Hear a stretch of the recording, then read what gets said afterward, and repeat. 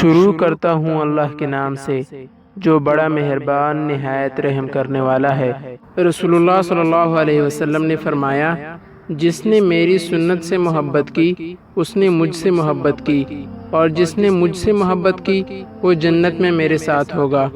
نبی کریم صلی اللہ علیہ وسلم نے ارشاد فرمایا، جو شخص کسی کو بدنام کرنے کے لیے اس میں ایسی برائی بیان کرے جو اس میں نہ ہو تو اللہ تعالیٰ اس سے دوزخ کی آگ میں قید رکھیں گے، یہاں تک کہ وہ اس برائی کو ثابت کر دے، مگر وہ ثابت نہیں کر سکے گا۔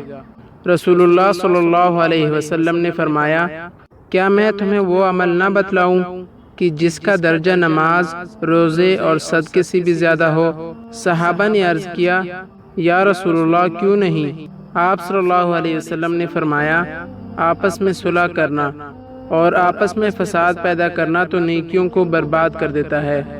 رسول اللہ صلی اللہ علیہ وسلم نے فرمایا، جب عورت اپنے شوہر کے گھر سے صدقہ کرے تو اس سے اس کا اجر ملتا ہے، اور اتنا ہی اجر اس کے شوہر کو بھی ملتا ہے، اور ان میں کسی کا اجر دوسرے کے اجر کی وجہ سے کم نہیں کیا جاتا۔